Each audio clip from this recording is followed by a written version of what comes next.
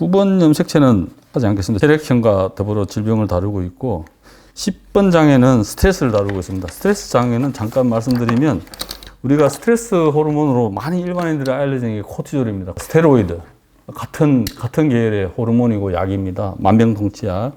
코티졸의 호르몬을 이 단백질을 만들어내는 게 CYP17A1이라는 유전자입니다. 그래서 여기서 모든 여성 호르몬, 남성 호르몬이 만들어지는 거예요. 효소에 의해서 분화가 되고. 그래서 유전자, 몸, 뇌에서 여러 가지 호르몬 작용이 있고, 최근에 이제 GLP, 글루카곤 라이크 펩타이드로 해서 우리가 살 빼는데 많이 원래부터 허가가 났습니다. 한국에서도.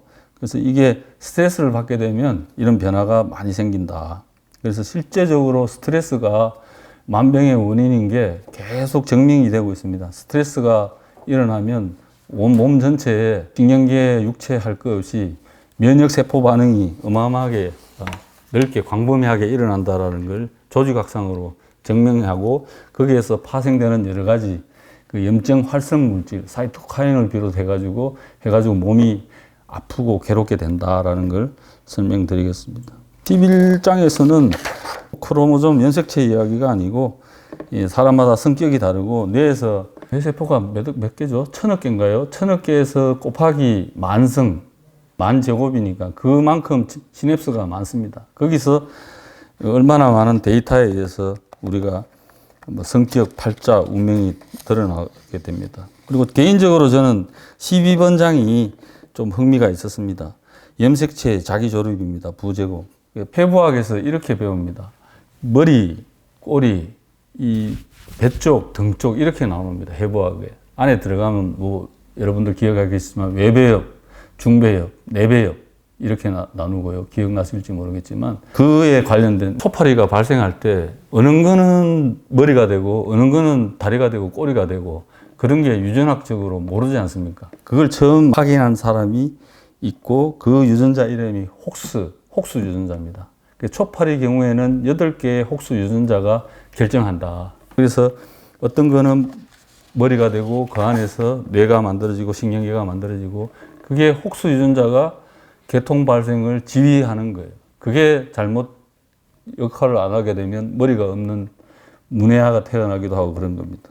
그 다음에 이제 13장은 우리가 사람 언어가 유사 이전부터 많이 다르고 인도, 유럽, 알타이어족 이렇게 다 언어 계통이 다른 것처럼 우유도 우리가 분해하는 사람이 있고 분해 못하는 사람이 있지 않습니까? 그래서 문화라든지 이런 환경에 의해서 염색체가 진화론에 어떤 상당한 엔자임을, 단백질을 만드는 유전자가 있고 없고 이런 게 좌우된다. 그 다음에 14장, 17장은 영생불멸, 죽음 이런 주제로 했는데 결국 이제 염색체가 계속 무한정 자가 복제를 하고 분열을 하는 건 아닙니다.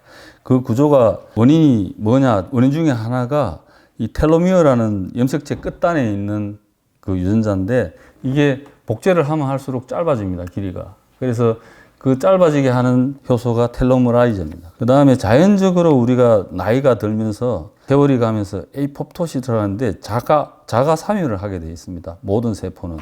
그래서 그게 오른쪽 사진이 에이포토시스가 일어나는 과정을 이렇게 현미경으로 찍어가지고 이렇게 이 정상적인 세포가 이게 없어지는 겁니다. 또 유전자에서 P53 유전자가 있는데 암 발생을 억제하는 유전자 중에 하나인데 이게 이 억제가 안 되면 뮤테이션이 돌연 변이가 일어나면은 이 암이 된다. 그래서 아까 그 셀토리온 이야기했지만 이 18번, 19번 염색체 장에서는 치료와 예방을 다루고 특히 유전자나 여러 가지 그 유전공학에 대해서 이야기를 하는데 유전자 가위를 말씀드리겠습니다. 유전자 가위가 1967년도에 어떤 박테리아에서 바이러스가 나와서 그 유전자를 들어가고 하는 게 바이러스거든요. 근데 그걸 인위적으로 이렇게 박테리아에서 자르는 효소를 확인한 거예요. 그로부터 1980년도에 스탠포드 버그 교수가 실제로 그 효소를 가지고 유전자를 재단을 한 겁니다. 여기를 가지고 박테리아에 넣고 여 밑에서 배양을 이렇게 해가지고 순도 넣고 해가지고 인공 인슐린을 이렇게 만드는 이런 바이오 산업이 만들어진 거죠.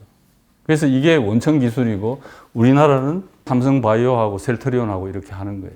외국에서 어떤 특정 물질을 합성하고자 하는 그 세포를 주면은 세포를 배양시켜서 대규모로 이렇게 해서 단백질을 뽑아내서 약으로 만드는.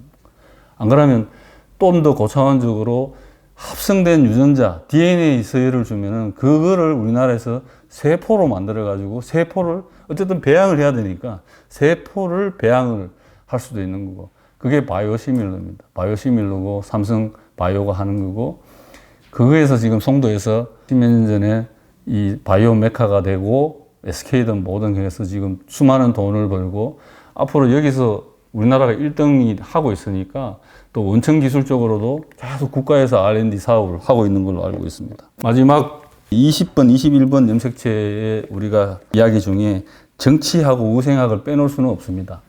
1차 세계대전 전후로 해가지고 우생학에 대해서 굉장히 많은 이 유행을 탔습니다.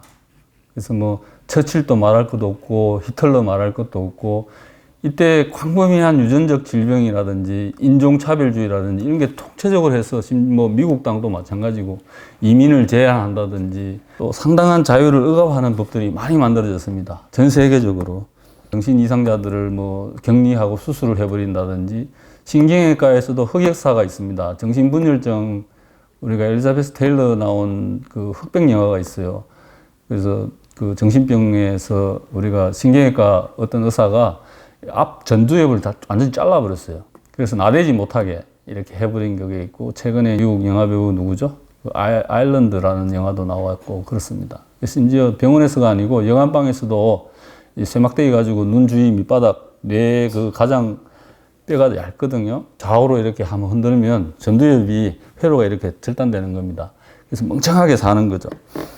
그런 배경들이 이 정치, 사회 문화적으로 상당 기간 동안 지속되었습니다. 이게. 그래서 이민을 제한한다든지, 또 뭐 최근에 이제 그 체세포의 복제는 뭐 괜찮은데 배아 줄기세포는 엄격히 법으로 잘 관리되고 있습니다. 복제양 둘리는 여러분들이 잘 아시는 얘기고. 그래서 이 책의 마지막 주제는 이기적 유전자에서 도킨스도 마찬가지고 인간 휴먼에서 자유의지를 강조하고 있습니다. 이기적인 게 아니고, 부제에서 뭐 이타적인 유전자라고 이 저자가 소개했지 않습니까? 도덕이 문제다. 이런 말은 사실은 사실과 다른 이야기죠. 행동 유전, 사회 생물학, 후생 유전학, 유전자 결정론, 숙명력, 팔자 성격이 아니라 이 생물학, 물리학처럼 항상 변하는 불확정성이고 이런 거다. 이 유전자가 사람은 거기에다가 플러스 자유의지로 있고 예측 가능하고 이런 거다. 유전자 결정론은 그렇게 단정적으로 이야기하는 건 아니다. 이렇게 이야기하겠습니다. 자유의지에 관련하고는 좀 주제가 다른데, 신경외과에서는 정신병을 이렇게 파킨슨 심부자극술로 이렇게 하는 것처럼 어떤 일정 회로에 전극을 넣어서 수술을 하고 있습니다. 극히 예외적으로. 생물학과 물리학이 확실한 건 아니고 아직까지 통일장 이론이라고 그러거든요. 어떤 현상을, 자연계의 현상을 설명할 수 있는 단 하나의 이론은 없다. 그래서 이 생물학도 유전자도 유전자 측면에서 바라봤을 때 장구한 세월 동안 상당히 어떤 불안정하지만 안정된 상태고 항상 변화하는 불확정성을 어느 정도 가지고 있지 않느냐. 또 인간은 그에 따르는 또 자유의지가 있다. 마지막으로 이기적인 유전자를 쓴 도킨스의 책 중에 가장 제가 좀 주목이 가는 부분 설명은 병목말, 가지말 이 이야기 같습니다. 바다에 사는 만류 중에 가지말은 하나 떼가지고 이렇게 하면 거기서 다시 새로운 가지말이 만들어지는 거고, 병목말은 미역인가요? 그 포자를 만드는서 번식을 하는 거죠. 그래서 이게 완전히 개념이 다른 거지 않습니까? 병목말을 설명할 때 도킨스는 제도판으로 회귀, 그러니까 블루프린트, 설계도가 이 포자를 설계도로 다시 원래의 설계도로 간 거죠. 알이 된 거죠. 그 다음에 이 가지말은 세대가 없는 거죠. 그 뚝 떼가지고 그냥 자라니까. 그렇지만 병목말은 타임 테이블이 있는 거죠.